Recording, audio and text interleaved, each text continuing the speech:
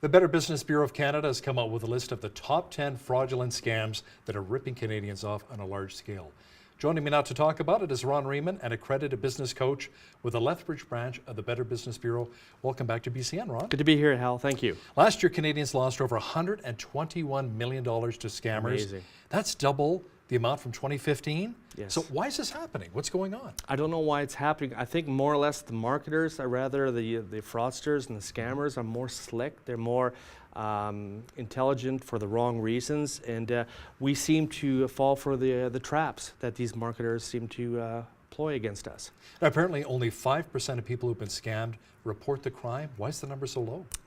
I guess one of the reasons, the biggest reasons why that happens, Hal, is because there's a bit of a shame in what's happening, especially for the elderly people who lose a lot of their life savings. How do you explain that to their sons and daughters and their grandchildren, for that matter? So they try and keep it low key, but of course what happens is that it does finally catch up to the family because money's not there and they have to pay the bill still, and so it's the shame. It's the shame that really kind of makes it very, very low key for them. So who are the other people who are most vulnerable? Seniors, with maybe students, or maybe even new immigrants to our country? Immigrants as well as teenagers. Teenagers, of course, when they go out into the work field and they get a new job and they're trying to create a new life for themselves professionally and personally. And they find that they want to, not all of them, but some of them want to get quick, rich scheme, when they want to get money very fast. Mm-hmm. And of course they'll listen to a pitch if it sounds too good. Even if it's too good to be true, they'll fall for it. And they're an age bracket that's very vulnerable right now too. So Ron, bottom line, what should somebody do if they've been scammed? What's the first step? Maybe take us on a variety of steps. There are a number of steps that you can possibly do if it does happen to you. If you feel like you've been taken, there are a number of things you should do first. First, if it's a local issue, if it's somebody physically that came to your house or phoned you, if you know that person or that business that possibly came to your door or telephoned you, get the local police involved. They may be able to help. Unfortunately, if it's out of province, out of country, or out of North America for that reason, they can help. We can help. The Better Business Bureau, Anti-Fraud Center, of course, can help as well. And also, we encourage them to talk about it, because we need to get this information out to the public. We need to, like you and I talking about this right now, we need to let people know about what's going on. And we put out these press releases once a week if anything is fraudulently going on into our community. So we encourage people, as much as they don't want to do this because they feel shamed, we invite them to talk to us, because it's marketers are so slick, like I said earlier. Another good reason is to make sure that don't feel shame, because they are good at what they do. They know what to say. They have their sheets right in front of them. They know what to say next when they get a response from yourself. Except when it comes to the CRA scam, they say the cops are going to come arrest you at your door. That's right. I've received that call. You've received the call, and but hey, we can make this all go away if you pay with iTunes gift cards. Like, what? Come on. I know, iTunes gift cards, right? And we can talk a little bit about those iTunes gift cards and why they're so popular now. But before we get to that, the CRA, of course, they are a government agency. So when you get a phone call from somebody apparently from the CRA, you would think they would talk more professional about this. But we talked off camera about sometimes these phone callers from the CRA would talk very laid back or very unprofessional. And that should be a red flag. But unfortunately, some people get caught up on the scare tactics that they throw to the listener, to the point where it's like they're terrified, because most of, not all the time, these listeners, these consumers have done nothing wrong in terms of breaking the law or cheated on their taxes, for that matter. So they automatically, they pull out their wallet, because of course the cops are just around the corner, as they like to call it, cops. And of course that's not true. And one big tip to always realize with the CRA, they will not phone you unless you specifically ask in your tax returns with your accountant that you want to get a phone call. They will always email you, or they will provide a snail mail response all the time. One of the top scams involves romance. Why don't you tell me a bit about that? Romance is one of those trickier things that most of it is done online. The activity, that is. The scammers and the fraudsters will put on a painted picture of not themselves, but a picture of someone who they're not, and of course a name and how old they are and what they actually do. It's all make-believe in terms of trying to put on this best impression for this would-be person that you want to bilk as many thousands of dollars as you possibly can. And what happens is that some people will fall for it, and the scammer is trying to build that trust into that listener, and they do that over a long period of time, perhaps 6 to 8 weeks. And when it gets to the point where they know they can trust that person, then they'll bring in the monetary discussion. And just a few years ago, there was an incident in Alberta, northern Alberta, I believe Camrose or Wetaskiwin, and the poor lady was billed over $80,000. Wow. And one piece of advice, if it happens to somebody who wants to meet this person, do it in a public place. If they are who they think they are and they're the real deal, have them meet at a coffee shop or meet at a restaurant. You know, so just to make sure that they take the necessary real thing. precautions. Exactly. Right? Ron, it sounds like with some of these scams, we really have to check our emotions at the door, don't we? We sure do. A lot of times we have to kind of look at the big picture and say, is this, you know, I tell consumers who phone me over the phone and I say, you know, it sounds so cliche, but follow your gut. Mm-hmm. Your gut will always tell you if this is too good to be true, and that's the old adage. And we always have to remember that we always have the power to either hang up the phone, slam the door, or put that email link in the recycle bin. And just always remember that reputable companies, especially if they come to your door, they'll give you time to think about a purchase if you are interested, instead of the very heavy sales tactic part of it. Reputable companies will phone you the next day and say, hey, listen, can I call you and say, maybe get your answer, let you sleep on it, and that sort of thing. So to summarize again, you've got the power. Hang up the phone if you have to.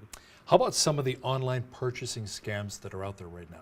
Let's talk a bit about those. The biggest one right now is skin creams. We get a ton of ladies, at least I have, my office has been phoning my office in terms of skin cream products. And they get it through magazines or television infomercials, and whereas you get this free product, or you get a product that practically it's next to nothing, and it comes to your door, and you think that, well, I've just got this free product, so I'm done with it, and man, it's not too bad, but I don't want to buy it anymore. But what happens is that you don't read the fine print, and they'll start shipping out some more of that skin cream, unaware that they're also dinging your credit card at the same time.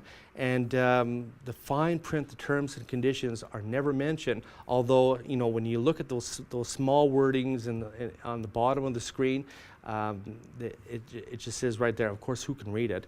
But a lot of people just are unaware that, oh, well, I guess I got more free cream. This is just wonderful, until they get their bank statement. Yeah, and that's right. So what happens is they phone the credit card company, and of course they're going to say, well, maybe not. You may have to phone the company. You phone the company. Of course, they're not from Canada. They're from the United States. And if you're lucky enough to get them on the phone, and if you're lucky enough to have them cancel your subscription, which is a great thing, but sometimes it doesn't happen that way. How about just cancel the credit card? Cancel the credit card is probably the fastest thing to do right now. How about employment scams? Some of those are floating out there too, right? Yeah, and what happens is that they're through a magazine or an internet page. On the side of the page, it'll say, for $100,000 we can make you manager, and like this apply now. You can become a manager of so and so. You can make this much working with us. And what happens is that these companies here, they won't do any sort of check on you. They won't do any sort of background check. They'll just offer you the job, but they also want a processing fee before they hire you. And of course, that's a red flag right in itself right there. Isn't there also the fear of identity theft too? You give them all your personal information? Another big thing right there too. Right? Yeah, you pass on a lot of the personal information, and of course the bottom line is that if they're not going to get money from you, at least they want to get your personal information from you. And we've all heard the term phishing scams. Yes. And we're not talking about going for trout or salmon. No. So what exactly is a phishing scam? A phishing Explain to scam our is viewers. a phishing scam basically is using a very popular logo of perhaps any company in North America, plastering it on an email, plastering on a snail mail, any sort of correspondence. And basically what they want is information from you, because let's say, for example, it's a bank, one of the national banks. The national bank could probably say that we've noticed there's unscrupulous behavior going on right now. We'd like to make sure that it's coming from your account number. We want to verify it's true or not. Can we make sure that it is true by giving us a call or hit the link, and we'll be able to verify that it's yourself. And of course, that's just one step closer of getting into your personal information. That's all it is. Now, advance fee loans came in at number 7 on your top 10 Yes. list. What are they all about? Well, you know that most advanced fee lenders are licensed here in the province of Alberta, but sometimes you'll get those phone calls, or sometimes you'll get those emails where they can perhaps offer you $15,000, $20,000, $30,000, whatever amount of money, and on top they'll say, give us the $500 for a processing fee, and we'll give you $15,000, $20,000 as money for whatever you want to do with. And of course, that's another example of getting more of your personal information. We know that it's illegal for anybody to ask for money up front before you get your money yourself from a loan company. So be aware of that, and always go to the reputable lenders here in this province here, because they do a good job of what they're doing, and they're licensed. The ones that are very aggressive over the telephone, they're only in it for one reason, and we know that it's just for your money. Absolutely. How about tech support scam? I hear that's making the rounds as well. People are intimidated by computers sometimes. They're having issues. They call up. It's like, if you're having problems with your computer, call this number.